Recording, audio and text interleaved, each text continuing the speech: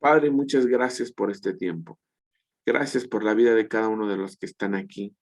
Gracias, papá, por todo, por la vida, por la muerte, por la salud, por la enfermedad. Y gracias, Padre. Sé que no hay nada malo, porque todo lo que viene proviene de tu mano. Y tú, todo lo que tú has tomado para darnos, siempre es cosas de bien y no de mal. Por eso me atrevo a decirte, papá, gracias por todo. Y este día conmemoramos, reflexionamos y pensamos acerca de la resurrección de Jesús. Han pasado muchos años, miles de años, Padre, y hay muchas cosas en las que la humanidad no ha cambiado y no ha caminado. Hay mucha humanidad en tinieblas, hay mucha humanidad sin Cristo. Y hoy, Padre, queremos que tú pongas un rema, una palabra específica en nuestro corazón. Que tú nos hables, Padre. En el nombre de Jesús, yo te pido, papá. Yo sé que hay muchas necesidades en nuestra vida, pero que la iglesia no olvide su función principal. Y no es hacerse ricos. Y no es hacerse profesionistas ni profesionales. No es tener casas o riquezas. Es predicar el evangelio. Es llevarlo a todo hombre, a toda mujer, a todo joven. Es bautizarlos en el nombre del Padre, del Hijo y del Espíritu Santo. Es liberarlos de demonios. Es sanar a los enfermos. Padre, que tu Espíritu esté con nosotros como siempre. En el nombre de Jesús. Amén y amén. Muy bien, familia. Pues espero que la predicación del día de hoy les guste, les encante, como a mí me ha encantado. Pero vamos paso a paso. El primer paso que tenemos que tocar antes de abrir la presentación que tengo para ustedes es, ¿de qué me sirve el evangelio? ¿Para qué murió Jesús? Esto es muy importante y lo tenemos que dominar. De verdad, aunque suene así muy presuntuoso, ¿a poco dominan? Es que tenemos que tener bien claro para qué. Entonces, yo les voy a preguntar,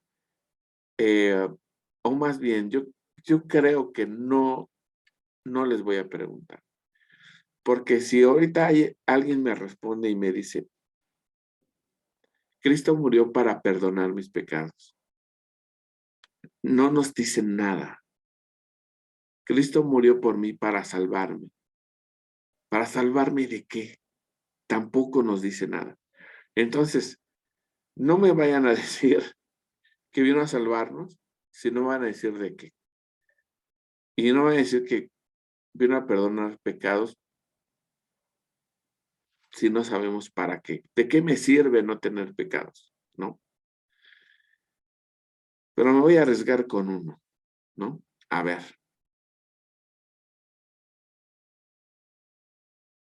A ver, de los más jóvenes. A ver, Reinita. Bueno, no sé si estás ocupada o estás desocupada.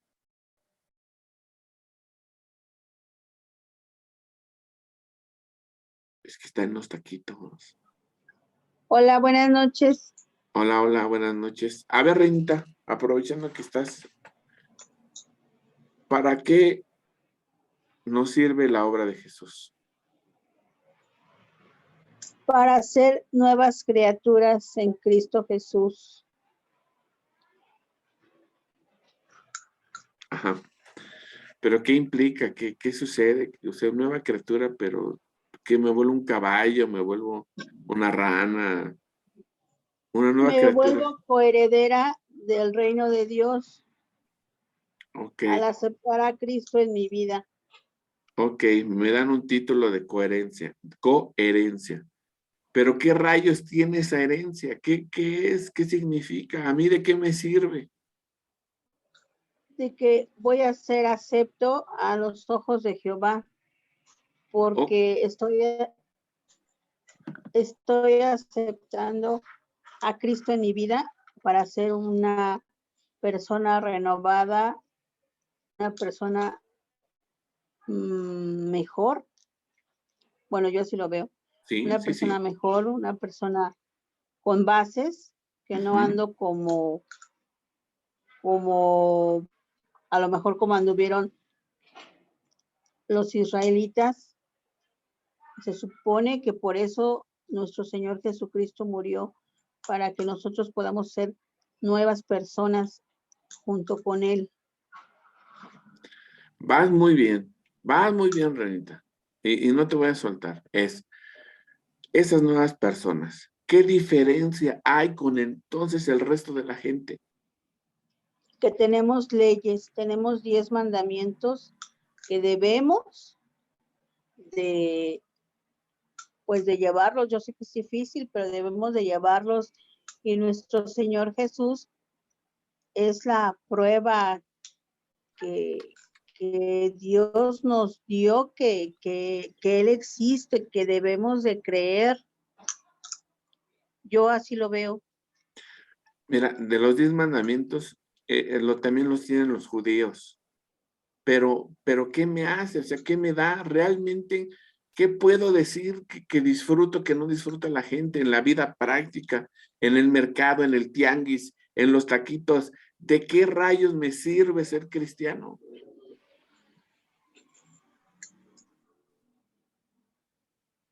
No podemos ir tan así como de, no puedo, a ver, voy a ponerlo, así lo veo yo, un Sí. ejemplo a lo mejor tonto. No puedo ir por el mundo tirando basura, no, porque yo quiero ser diferente, yo quiero hacer la diferencia.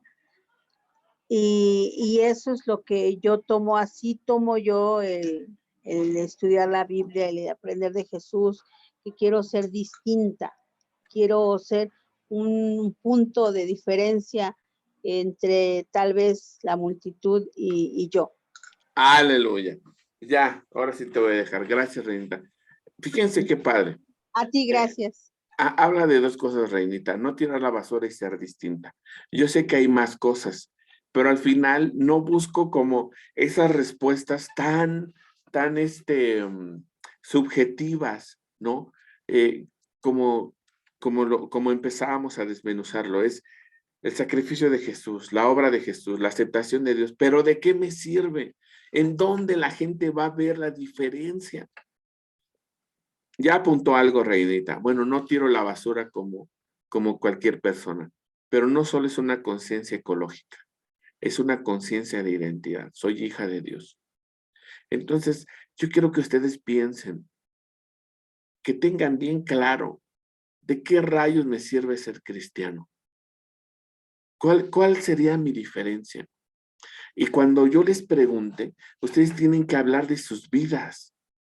Si yo le pregunto a un estudiante, me tiene que decir, pues la obra de Jesús me ha servido porque yo era una persona muy burra y ahora saco puro 10. Eso es la obra de Jesús. Si yo le hablo a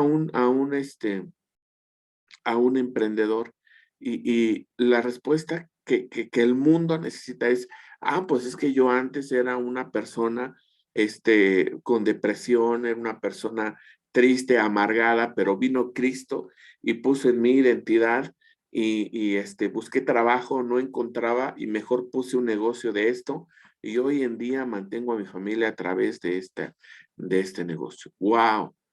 Pero le doy gracias a Dios porque esto es obra del sacrificio de Jesús. Entonces, eso es lo que yo quiero que ustedes tengan en la mente. ¿Qué ha hecho Jesús en su vida práctica? No solo en la vida espiritual, sino cómo se refleja. Si yo le pregunto ahorita a un matrimonio y les pregunto, ¿cuál es la obra de Jesús? Pues lo que el mundo necesita es decirles, mi matrimonio estaba roto. Había engaños, había chismes, había circunstancias difíciles. Y si estoy casado en este momento es porque Jesús intervino. Les voy a decir una cosa, decir, vino a perdonar mis pecados. De verdad, ya, por favor, bórrenlo de ese lenguaje. ¿Qué más hizo? Y les voy a decir algo bien importante. Si nosotros no hemos visto efectos que presumir de nuestra vida práctica, de nuestros estudios, de nuestra relación con nuestros padres, de nuestros trabajos, de nuestro matrimonio, entonces Jesús no ha hecho nada en tu vida. Entonces no te ha servido de nada los años que tienes de cristiano o de cristiana. Porque no puedes identificar en tu vida práctica dónde está la obra de Jesús. O fíjate, es algo muy fuerte porque hay gente que podría concluir que nosotros tenemos un marco religioso, como todo el mundo lo tiene que tener, pero este marco religioso no tiene ninguna influencia en mi vida práctica. Y eso sería más triste, porque un ejemplo como el de Reinita podría ser, bueno, yo creo en Dios, pero no le atribuyo a Dios mi conducta ecológica. Se lo atribuyo a mi conocimiento, se lo atribuyo a mis cursos, a mi universidad, se lo atribuyo a mis maestros, pero no a Cristo. ¿Qué le puedes atribuir a Cristo de tu vida? Que digas, la obra de Jesús vino a hacer esto en mi vida. Hortensia, perdona que te agarre, pero estamos agarrando gente que aguantaba. ¿Tienes un ejemplo de vida práctica que digas, ahí es donde vino Jesús a cambiar esto? Pues yo creo que desde el momento en que dices, no vino a perdonar mis pecados, porque toda la gente dice lo mismo, vino a perdonar mis pecados y toda la gente piensa eso. Pero en el caso de nosotros, no cambió, no perdonó, sino nos dio una nueva naturaleza. Nacimos de nuevo. Y cuando tú le dices a la gente que naces de nuevo, justamente pues dice, ¿cómo volviste a nacer? Pero nosotros hemos entendido cómo volvimos a nacer. Y lógicamente, cuando tú vuelves a nacer, y por ejemplo, en mi caso, digo, algo tuve que haber dejado para volver a nacer. A lo mejor mi carácter, mi carácter a lo mejor ya cambió, tiene que haber cambiado si he entendido que estos tiempos Dios nos dio una nueva vida, una nueva naturaleza. Y te tiene que haber cambiado en decir, pues a lo mejor, como dices, mi matrimonio, mi carácter, en algún momento estuve deprimida y justamente Dios me sacó de esa depresión, porque no puedes decir el doctor me sacó, porque cualquier gente dirá el psicólogo me sacó de la depresión, pero hoy yo digo, Dios no me sacó de esa depresión, digo, perdón, el doctor no me sacó de esa depresión. Y yo puedo hablar que tuve que morir y volver a nacer y entender que Dios me dio una nueva naturaleza para dejar esa depresión. Si no, nunca hubiera podido. Y Aleluya, aleluya. Hortensia, muchísimas gracias. De verdad, con todo mi corazón, gracias. Vean, esa es la obra de Jesús. Eso es. No. ¿Qué tienen de su vida práctica? ¿Qué era una porquería nuestra vida? ¿Qué era el futuro de tu vida? ¿Y qué era tu matrimonio? ¿Qué eran tus hijos? ¿Cuál era tu problema? ¿De qué rayos te salvó Dios? Y es ahí donde de repente se abre un panorama y dices, oh Dios. Incluso de verdad, a veces los cristianos, Dios nos ha bendecido tanto, pero tanto, que a veces no tenemos la capacidad de reconocer la obra de Dios. Pensamos que el que haya alimento en nuestra mesa es solo obra de todo nuestro trabajo. Sí, es parte. Pero ¿quién te cuidó para ir a trabajar? Es ahí la importancia de la conclusión, de decir, no, es que yo pertenezco a Dios. Tiene mucho que le entregué mi vida. No podría yo concluir hoy que lo que tengo es con base en solo mi esfuerzo. pero también qué área de tu vida le has entregado a Dios para decir, esto es de donde Dios me sacó a mí. No le voy a preguntar a alguien más y vamos a avanzar en 3 momentos de la Biblia. Este capítulo, les voy a pedir que abran su Biblia en Mateo capítulo 15. Voy a poner esta presentación. Mateo capítulo 15, versículo 1. Lo voy a leer en traducción lenguaje actual para que ustedes lo sepan, ¿va?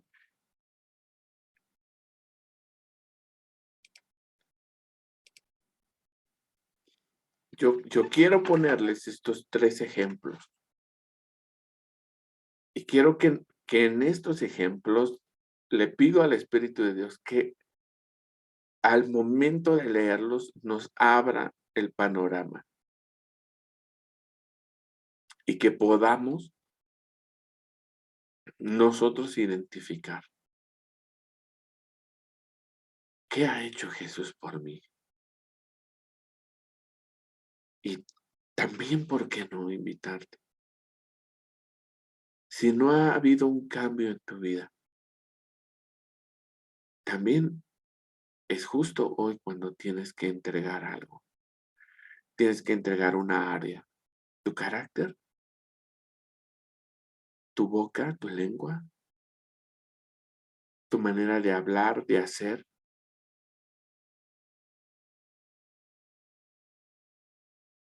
Hay algo, estoy seguro, en el que la obra de Jesús puede hacer aún mucho más por ti.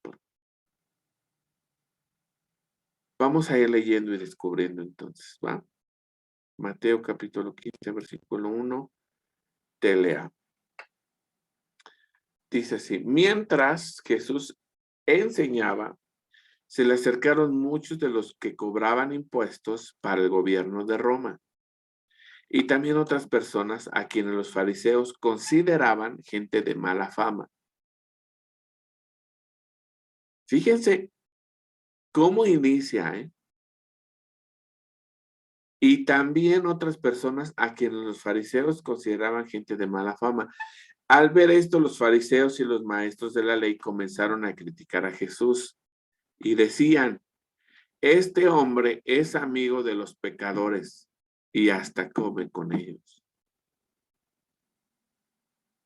Al oír eso, Jesús les puso este ejemplo.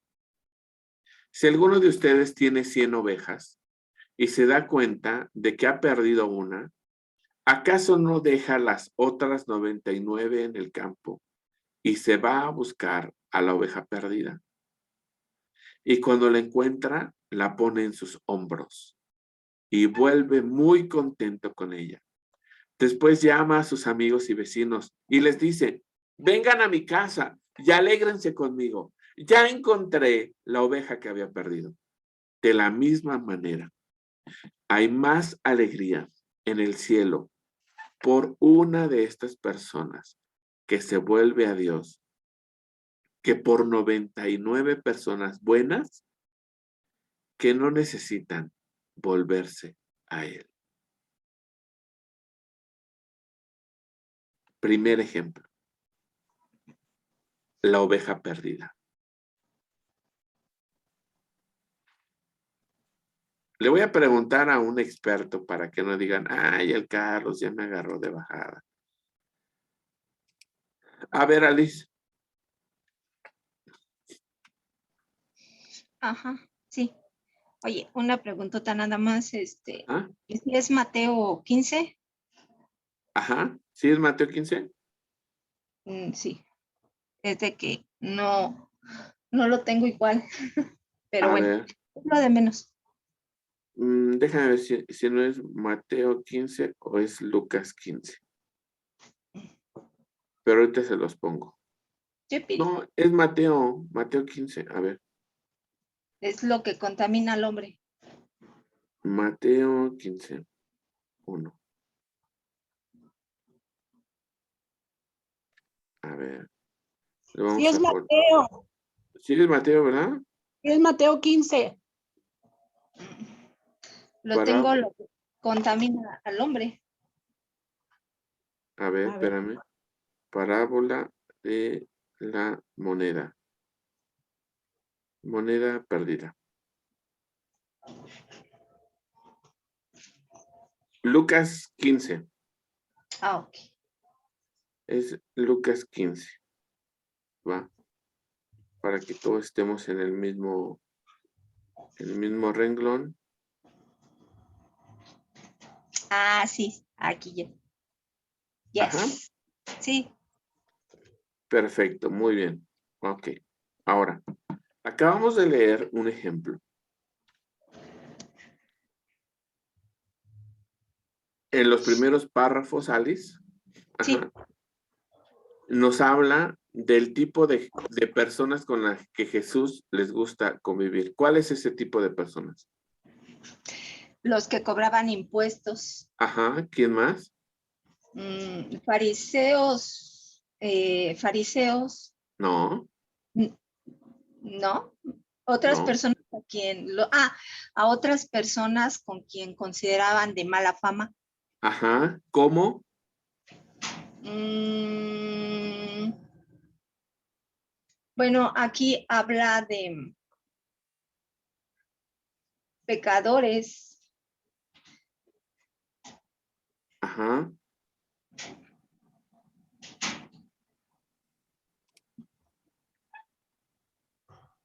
Ujú, ¿qué más?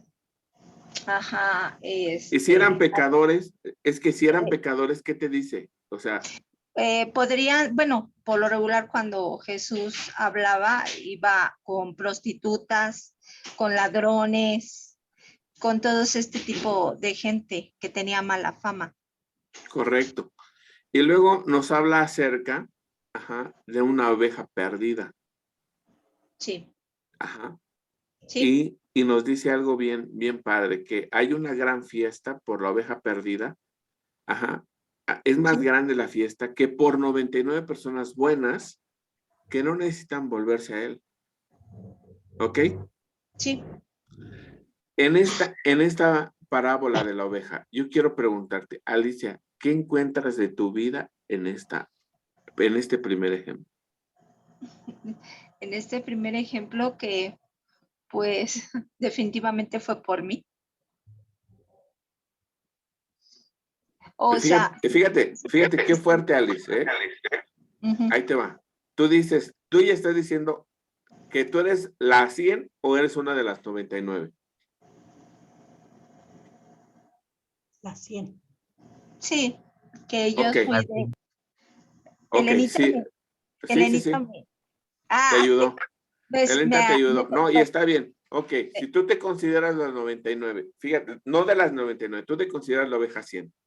Ujú, Entonces, fíjate muy bien, desde el momento en el que tú dices, yo soy la oveja 100, entonces hay un perfil tuyo aquí en estos versículos.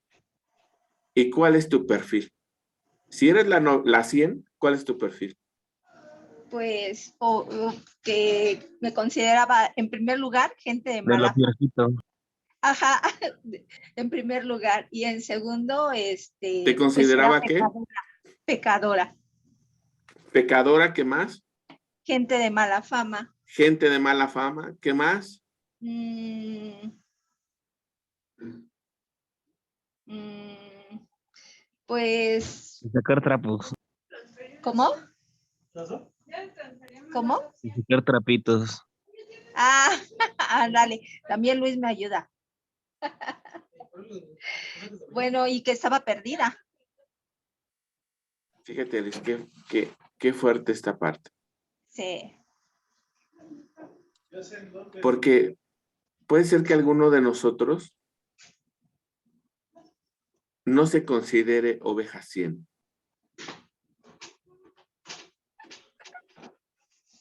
Y esto sería muy triste, de verdad se los prometo, sería muy triste porque ¿qué estaría pasando en este momento?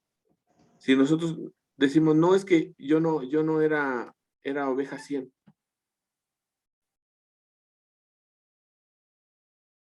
Entonces, si tú eras de mala fama, ¿Y eres pecadora?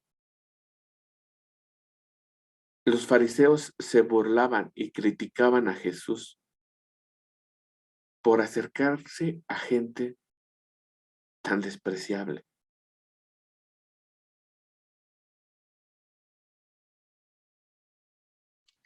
El primer ejemplo es una oveja perdida. Una oveja pecadora, rechazada. Una oveja que no encaja con la sociedad. Una oveja que no se considera buena dentro de la sociedad.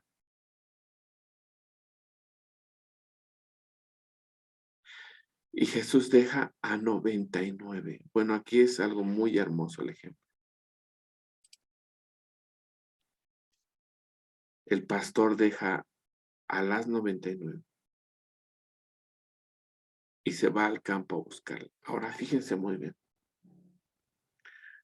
Dios nos pone un ejemplo de que ha enviado a alguien a buscarme. Ha enviado a alguien a buscarme.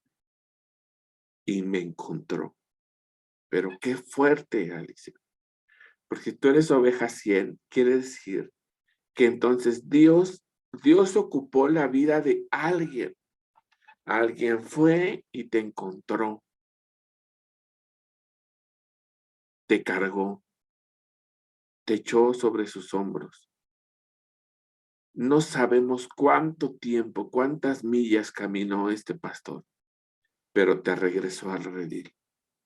Y luego hizo una gran fiesta para ti.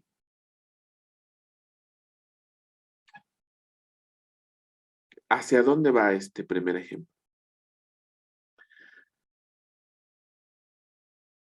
Este es el primer ejemplo que la palabra de Dios nos pone para identificar la obra de Jesús.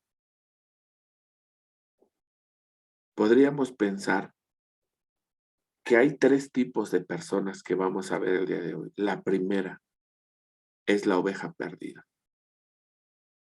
Pero hoy te pido en el nombre de Jesús que no te quedes como oveja perdida. Que no te quedes con esa mala fama y no te quedes como pecador o pecadora. Yo te pido, por favor, que tu estatus cambie y que revises cuál ha sido la obra de Jesús en tu vida. ¿Eres una oveja perdida? ¿Fuiste una oveja perdida? Aquí hay mucho material para evidenciar que nosotros, en realidad, no teníamos mucho valor, ni siquiera para la sociedad. Yo digo, rayos, sí es verdad. Hoy me puedo sentir quizás presuntuoso. Y alguien puede decir, mira este infame, ahora ya es pastor, se siente pastor. ¿Y quién lo viera cómo era? ¿Quién viera lo que hizo? Yo les puedo decir que podríamos voltear a ver. Y podríamos voltear a vernos como una oveja perdida. Ahora, termino con esto.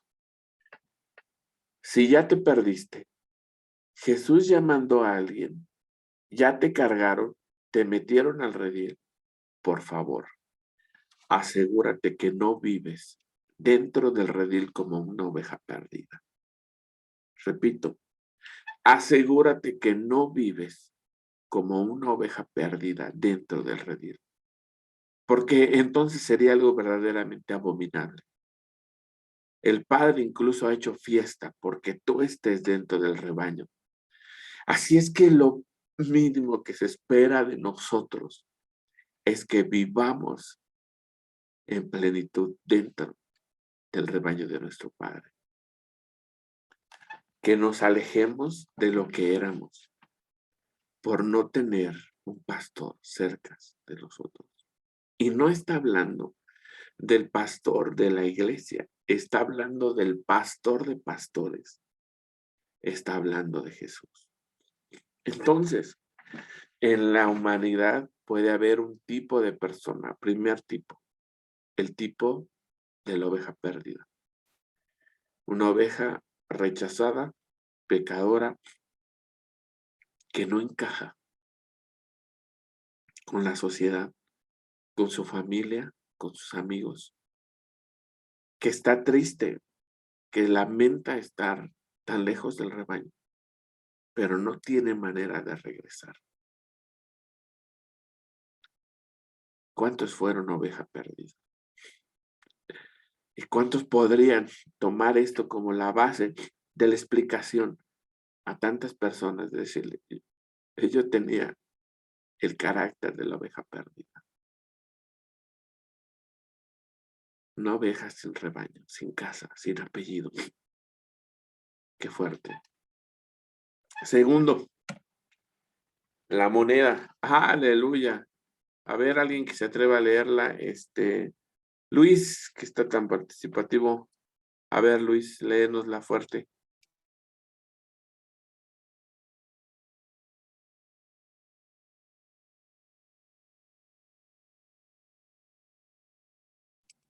Ya no está Luis, creo.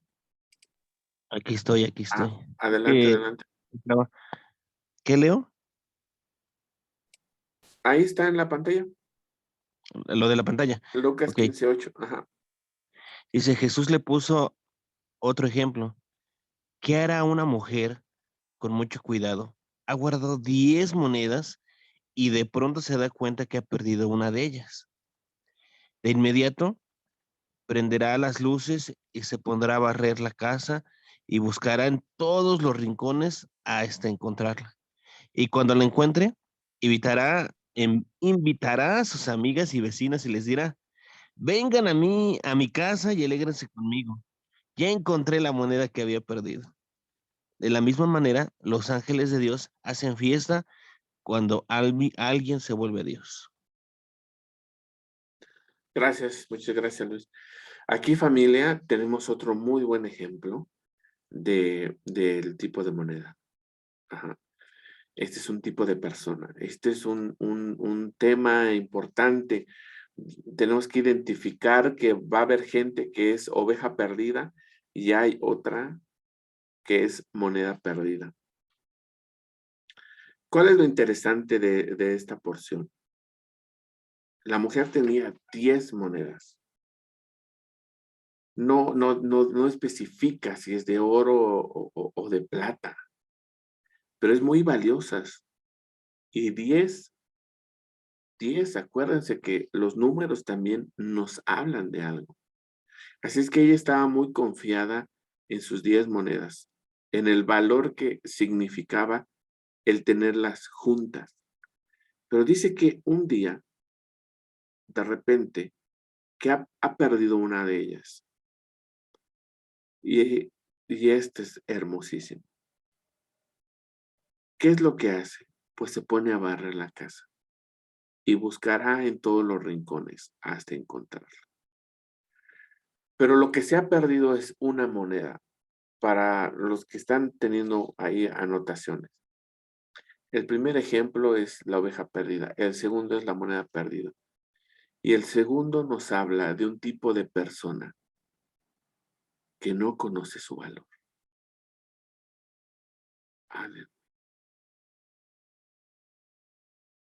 Un tipo de persona que no conoce su valor.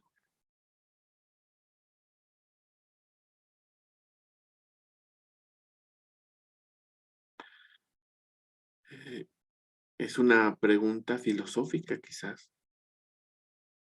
pero yo quiero preguntarles, ¿cuánto vale una moneda de oro? Vamos a preguntarle a ver a algún experto, alguien de aquí que sepa cuánto vale una moneda de oro en México.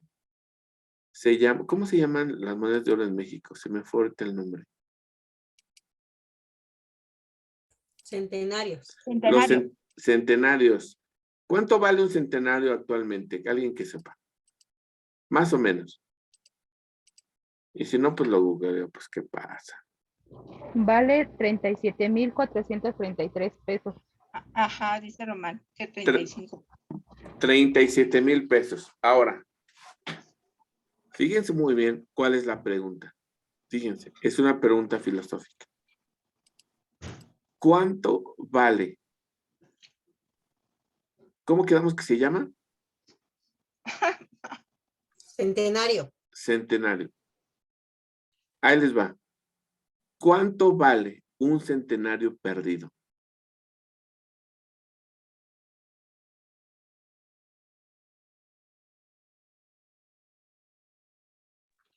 Pues lo mismo, ¿no? Pierde su valor, aunque esté perdido. No, tú dime, ¿cuánto vale? 37,000, no sé qué más dijo Alondra. No, Alicia. No vale nada.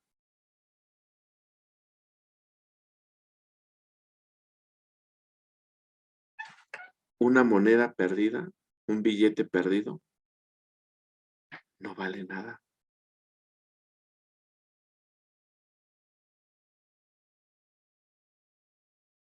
Y esto es algo muy profundo. Porque nuestro verdadero valor solo existe cuando llegamos a las manos de Jesús. Tú no sabes qué tan buen padre puedes ser hasta que no estés en las manos de Jesús. Tú no sabes qué estupenda mamá puede ser hasta que no estés en las manos de Jesús. Tú no sabes qué hermoso hijo puede ser hasta que no estés en las manos de Jesús. Tú no sabes qué buen hermano puede ser hasta que no estés en manos de Jesús. Es decir, sin Jesús somos una moneda perdida que no conoce su valor. Por eso hay tantos chicos allá afuera, hombres y mujeres, preguntándose, ¿de verdad no valgo nada? ¿No valgo nada para nadie? Chicos que tienen grandes talentos para dibujar, chicos que tienen grandes talentos para estudiar, para fabricar cosas, para inventar cosas, pero están perdidos. Wow.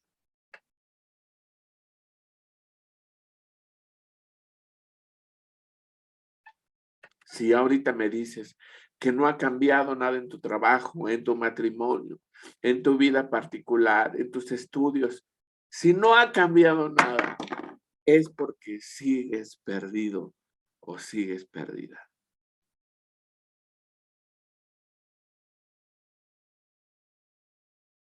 Qué fuerte, ¿no? Lo más increíble, lo que más me pega de esto es que justamente hay gente que cree que tiene mucho valor sin Cristo.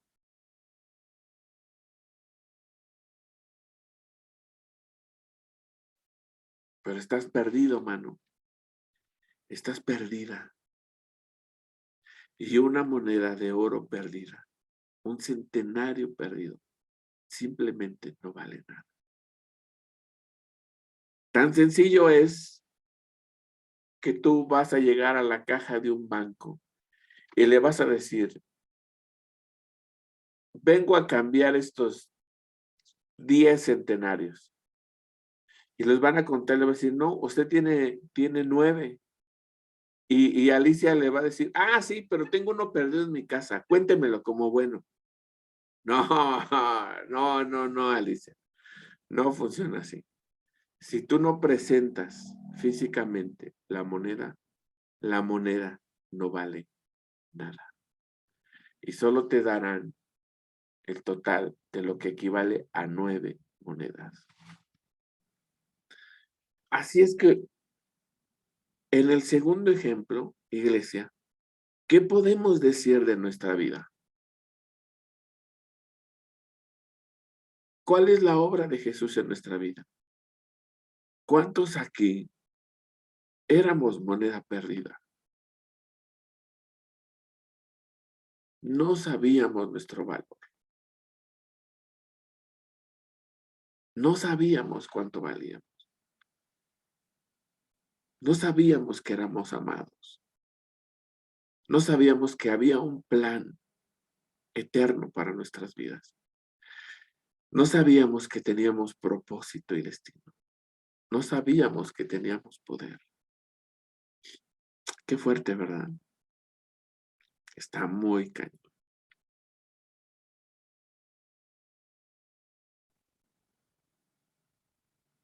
Cuando te pregunten las personas, ¿de qué me sirve ser cristiano? Esta es la respuesta que busca el mundo. Yo era un hombre que no tenía valor,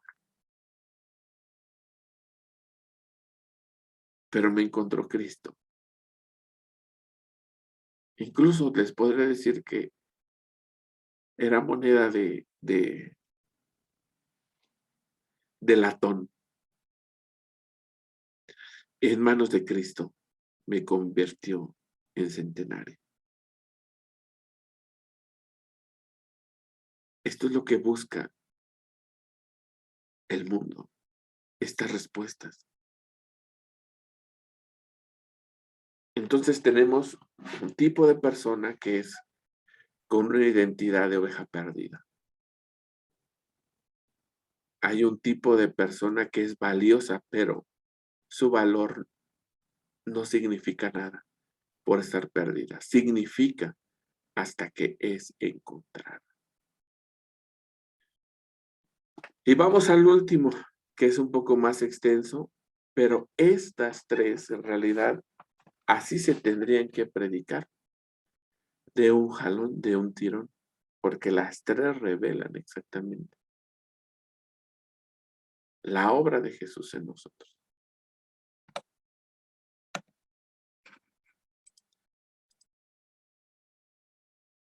En el 11, la mayoría lo conoce como la parábola del hijo pródigo, ¿verdad? Pues no se llama así. La historia se llama la historia del padre amoroso. ¿Qué quiere decir esto? Pues que de entrada el centro de esta historia no es el hijo. El centro de esta historia es el padre. Aleluya. Versículo 11. Jesús también les dijo, un hombre tenía 2 hijos. Un día el hijo más joven le dijo a su padre, papá, dame la parte de tu propiedad que me toca como herencia. Entonces el padre repartió la herencia entre sus 2 hijos. A los pocos días el hijo menor vendió lo que su padre le había dado y se fue lejos a otro país. Vendió. ¿Qué significa esto?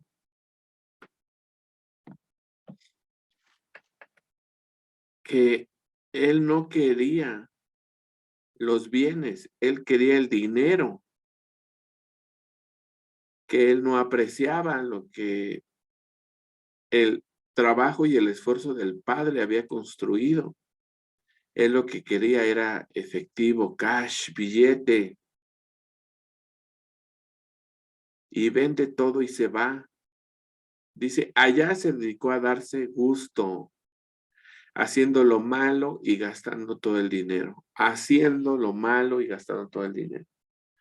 Ya se había quedado sin nada cuando comenzó a faltar la comida en aquel país. Y el joven empezó a pasar hambre. Quiere decir que empezó a pasarla mal. Entonces buscó trabajo y el hombre que lo empleó lo mandó a cuidar cerdos en su finca. Al joven le daban ganas de comer, aunque fuera la comida con que alimentaban a los cerdos, pero nadie se la daba. Por fin comprendió lo tonto que había sido y pensó, En la finca de mi padre, los trabajadores tienen toda la comida que desean. Y yo aquí me estoy muriendo de hambre. Volveré a mi casa. Y apenas llegue, le diré a mi padre que me he portado muy mal con Dios y con él. Le diré que no merezco ser su hijo, pero que me dé empleo y que me trate como a cualquiera de sus trabajadores. Entonces regresó a la casa de su padre. Cuando todavía estaba lejos, su padre corrió hacia él lleno de amor y lo recibió con abrazos y besos. El joven empezó a decirle: papá, me he portado muy mal contra Dios y contra ti. Ya no merezco ser tu hijo. Pero antes de que el muchacho terminara de hablar, el padre llamó a los sirvientes y les dijo: pronto, traigan la mejor ropa y vístanlo. Pónganle un anillo, también sandalias. Maten el ternero más gordo y hagamos una gran fiesta, porque mi hijo ha regresado. Es como si hubiera muerto y ha vuelto a vivir. Se había perdido y lo hemos encontrado. Y comenzó la fiesta. Aleluya. A ver, vamos a preguntarle a un experto.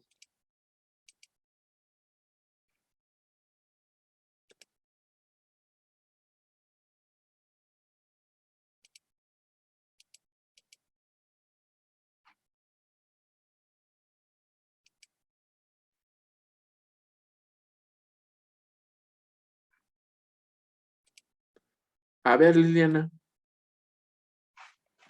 Miriam, Liliana. Sí. Ya tenemos el perfil de que hay un tipo de personas oveja perdida. Hay un tipo de personas como la moneda perdida. Ujú. ¿Qué nos dices de esta primera parte de lo que es muy conocido como el hijo pródigo? Lo hemos vuelto a leer. ¿Qué te resalta en este contexto? Esta tercera persona, ¿cómo podríamos describir este tipo de persona?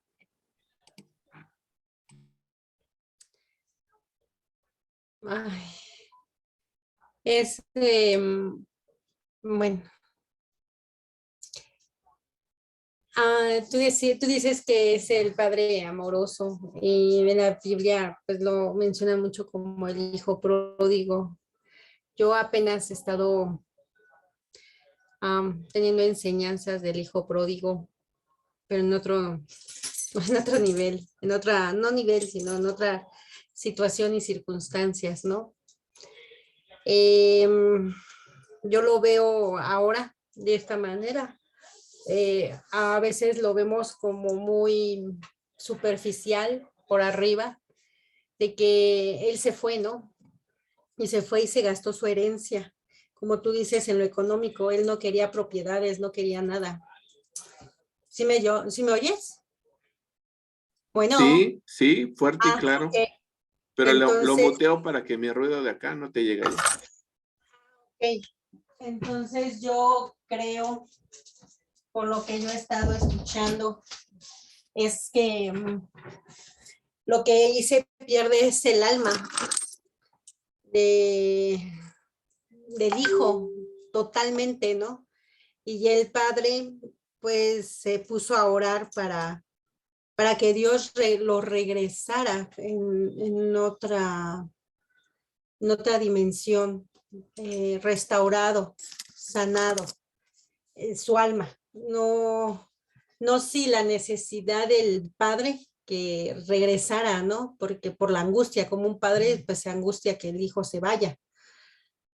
Pero yo lo he estado entendiendo y es el que debemos de orar por su alma, porque al final de cuentas se va al pecado totalmente, ¿no?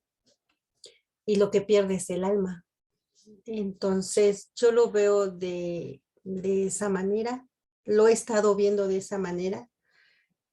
Me es muy difícil ahorita hablar sobre esto. Eh, yo pienso que,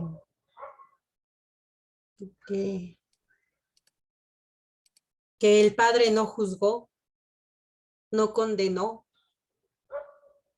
sino al contrario, Él estuvo esperando con mucho amor el regreso de su hijo. Y tanto así fue que hizo una fiesta para festejarlo, que aunque el otro hermano también dice que se enojó, ¿no? No, pero Porque a él era... ya te fuiste al otro lado. No, hasta ahí, hasta ahí, hasta ahí. Correcto. Bueno, va más o menos por ahí, pero estamos buscando el perfil de esta el segundo tipo de persona. A ver, Carlitos, tú abriste tu micrófono. ¿Quieres compartirnos algo? No, ya lo Fui yo, Ah, fui yo. a ver. Bueno, quiero aportar algo que entendí. Cuando el hijo se fue, lo que el hijo hizo fue dejar su identidad, perdió su identidad. Ajá, sí, va por ahí. Va Al muy bien. irse, pierde su identidad y cuando reaccionó todo lo que había perdido, regresó. Pudiera ser que nosotros, envanecidos en tantas cosas como lo hemos visto, no reconociendo la obra de Jesús y la renovación en nosotros, perdemos la identidad. Ahí está. Perfecto. Muy bien, Mari. Muchas gracias. Fíjense qué fuerte, porque yo creo que parte de la explicación básica que hemos tenido durante mucho tiempo de estos versículos es del hijo pródigo, pero creo que pocos nos dedicamos como a buscar esos pequeños recovecos de la palabra que nos dan luz hacia donde nos quiere dirigir la palabra de Dios. Entonces yo quiero preguntarles a ustedes, si han buscado alguna vez la palabra prodigar. Si esta palabra la hemos leído tantos años, tanto tiempo como el hijo pródigo, no sé si alguna vez se les dio curiosidad buscar la palabra prodigar. ¿Hay alguien aquí que sepa qué es sin buscarlo en el Google?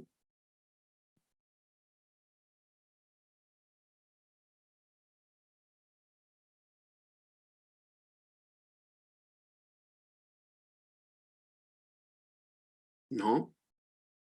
Entonces es mucho más interesante, porque si no lo han buscado, quiere decir que aquí hay un buen tip para todos. Si hay palabras que no conocemos, es bien importante buscar en los diccionarios qué significa, hacia dónde va esto. Prodigar significa gastar con exceso y desperdicio. Gastar con exceso y desperdicio. Gastar con exceso y desperdicio. ¿Qué significa esto? Que este es otro tipo de persona en el cual vino Jesús también a hacer una obra. Es un tipo de hombre, mujer, hijo o familia que sí sabe lo que tiene, que sí sabe su valor y que no está perdido. Pero perdonen la palabra, pero es un idiota. Esto está muy cañón. Es alguien que intencionalmente desperdicia su herencia. Es alguien que ha comido de la herencia, de la mesa del Padre, que ha estado en la cercanía de la intimidad con el Padre, que ha disfrutado de todos los bienes, de todas las riquezas, de todas las bendiciones, pero quiere algo más allá afuera. Sí, perdón, Carlos. Adelante, De hecho, Alex. era lo que yo te iba a comentar, porque en el versículo 12 dice, papá, dame la parte de tu propiedad que me toca. como herencia, o sea, sí sabía Claro, lo que tenía y sabía quién era, como tal, pero decidió tomarla y, o sea, con conclusiones erróneas o como quiera, decidió gastarlo en exceso, como tú dices, ¿no? Decidió desperdiciarlo, aún sabiendo quién era, de dónde venía o de dónde provenía y quién era su padre. O sea, eso es algo bien tremendo, ¿no? Actuó en una naturaleza, se puede llegar a decir, caída, totalmente, aún así sabiendo, es, ¿no? Pero así es. fíjate que fue una decisión, bueno, todo es una decisión, pero fue una decisión, propia, una decisión que dijo, me quiero ir y dame lo que me corresponde. Claro, él toma una decisión errónea y decisión equivocada. Aquí es algo bien fuerte porque yo veo un tipo de persona que ya está en el cristianismo, un tipo de persona que ya sabe orar, leer la Biblia, que incluso ora y ministra por las personas, que incluso pues ya le dicen pastor, ya le dicen ministro, ya le dicen apóstol, ya le dicen levita, ya le dicen maestro, ya le dicen evangelista, ya tiene cosas, ajá, ya se bautizó, ya no es esa persona que como las anteriores, esa persona perdida que la vas a encontrar allá en las calles de Chimalhuacán, ahí en el barrio Herreros, ahí en una calle horrible, en un punto de venta de estupefacientes, no. Tampoco es la persona que pierde su valor, que está en depresión, deprimida, que no tiene identidad, no, es una persona que ya ha conocido, pero es muy inmensa, pero le gana sus deseos, le gana su carnalidad.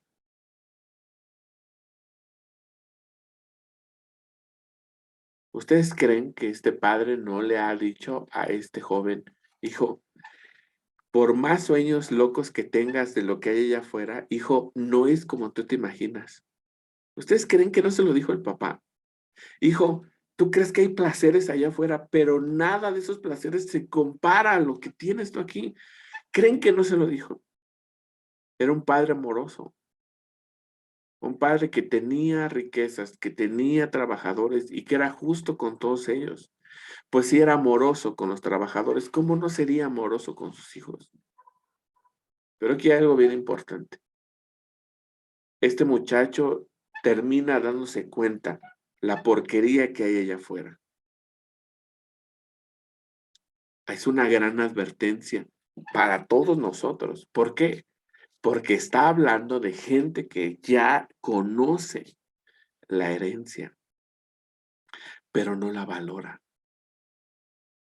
y que va a desperdiciarlo allá afuera. Y para esto también el Padre tiene una respuesta. Así es que también el mundo está esperando que nosotros seamos humildes y respondamos, pues yo era ese hombre que envanecido por su juventud, que envanecido por su trabajo, que envanecido por su fuerza, se salió de la iglesia y quiso probar. Y fracasó y lloró y se deprimió. Pero la obra de Jesús me hizo volver a agarrarle sentido a la vida, a volver a paladear el amor de papá, de mamá, del hermano, de los amigos. Volví a sentir lo maravilloso es que es ser abrazado por una congregación. Volví a sentir lo delicioso que es llegar a una reunión, cantar canciones, que el Espíritu de Dios te toque. Cuando nos preguntan, ¿de qué rayos sirve ser cristiano? Pues de eso, de tener un padre que no se va a rendir nunca, por más vil y asqueroso que yo pueda llegar a ser. Y esto no, se los digo, no, para nada es una invitación a que prueben allá afuera. Solo porque conozco que nuestro Padre no se rinde ante la vileza del hombre. Y esto es algo muy hermoso porque llega un momento en la versión 1960 Reina Valera, hay una frase que me encanta y dice que este joven volvió en sí. Así es, volvió en sí. Quiere decir que para todos aquellos que algún día han conocido la herencia, puedes volver en sí. Puedes volver en sí. Y esa es la obra de Jesús. Yo lo he dicho y lo he predicado. La obra de Jesús en mí es que puedo dar testimonio que volví en sí y me regresé al rebaño. Y le prometí al Padre no volverme a ir jamás. Y ya llevo un rato. Ya llevo un buen rato de no dar marcha atrás, ni para agarrar vuelo. Terminamos con la parte final.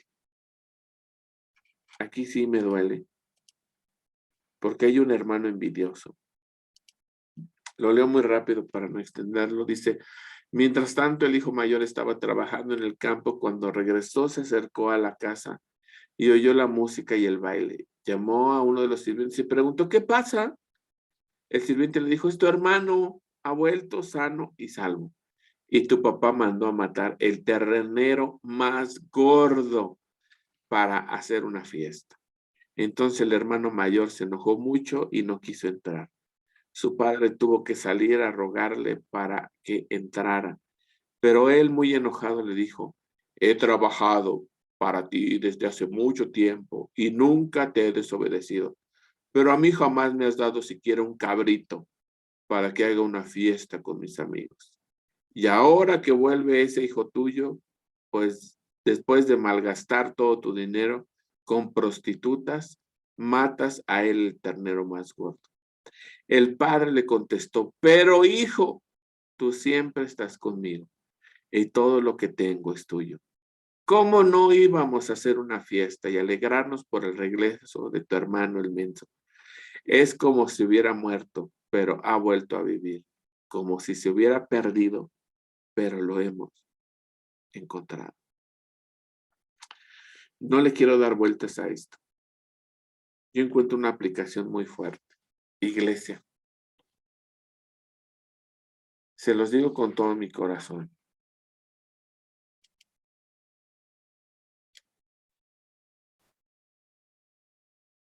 A lo mejor algunos de ustedes se han preguntado cuándo vamos a volver a tener reuniones presenciales. ¿Por qué no tenemos ciertas actividades, ciertas cosas? ¿Saben de lo que nos tenemos que preocupar profundamente? Es de no hacer eventos evangelísticos.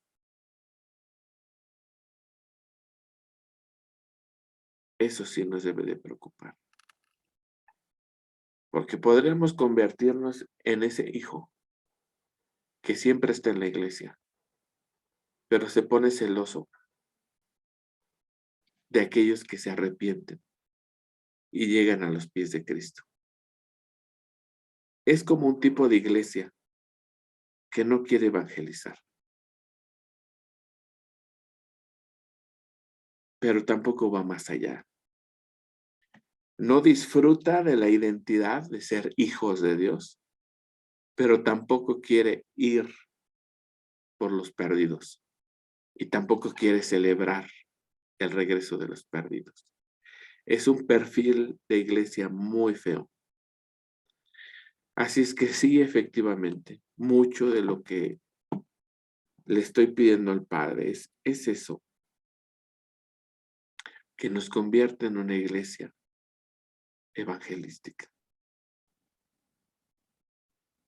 Yo le he dicho al Padre, ¿cuál es el futuro de nuestra iglesia? Nuestro futuro es tener igual, trabajar mucho, mucho, mucho, mucho por tener un terreno y lo hacemos y medio lo voy a construir y me muero. Y ya que me muera, ¿qué va a decir Luis? No, pues, es una broncota ser pastor. No, no, no. ¿Saben qué? Yo lo vendo. Y Luis vende el terreno y desaparece todo lo que trabajamos y construimos. Porque al final Dios no nos mandó a construir eso. Es una lucha muy fuerte en mi interior. Dios no me mandó a construir templos, pero sí me mandó a evangelizar. Y para evangelizar yo no necesito un templo. Tú no necesitas estar yendo los domingos a cierta hora a la iglesia para evangelizar. Así es que les digo a todos, sigamos evangelizando. Yo sigo evangelizando, de verdad sigo evangelizando. Y tengo muchas ovejitas a mi alrededor que digo, ay Dios, de verdad, si tú no me pusiste como pastor de ellos, yo qué tengo que estar batallando con estas cosas. Pero me ha dicho Dios, no, si te las mandé a ti es porque tú tienes que cuidar de ellos. Entonces yo dije, pero si no van a la iglesia. Y es ahí donde, pum, me pegó Dios así, recio, y me dijo, no, es que tú no necesitas una iglesia, ni ellos necesitan ir a tu iglesia para que tú los pastores. Así que tengo muchas ovejitas por ahí que sigo evangelizando y sigo llevando a los pies de Cristo. En este campamento de hace 3 días, justamente uno de ellos aceptó a Cristo. Hizo la oración de fe. Y le dije, Padre, ahí te va uno más. Ahí te va uno más. Permítenos seguir siendo de bendición. Ok. Concluyamos entonces, familia. Hay gente, oveja perdida. Hay gente, moneda perdida. Y hay gente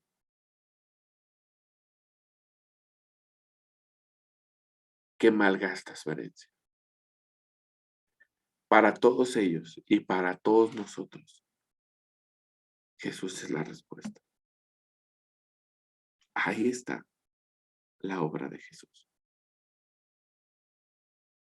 Qué maravilla, ¿verdad?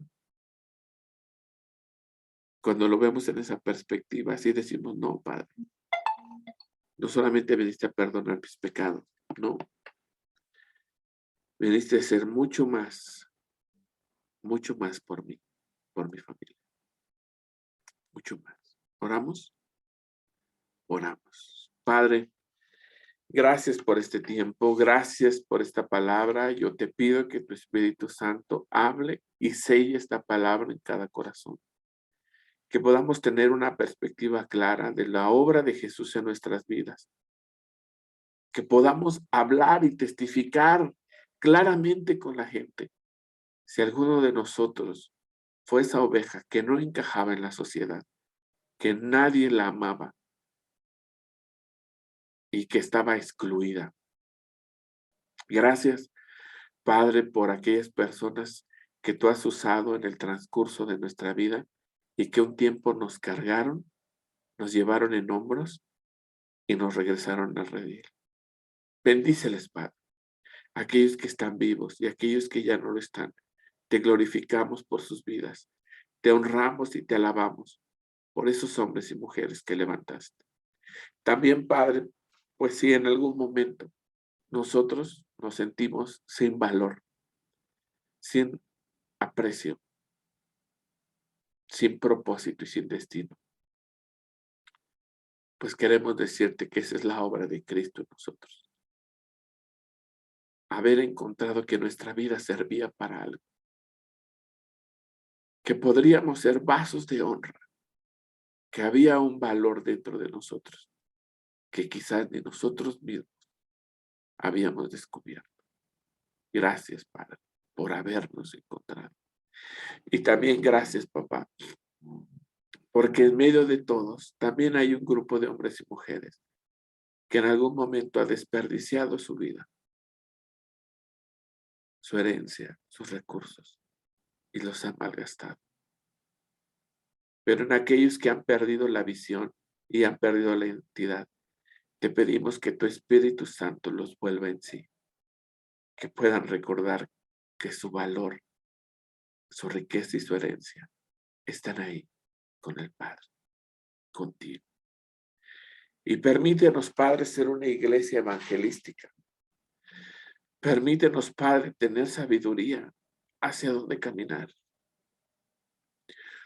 Más allá de cumplir el sueño de un hombre, permítenos, Padre, cumplir el sueño de Cristo. El sacrificio ya está hecho.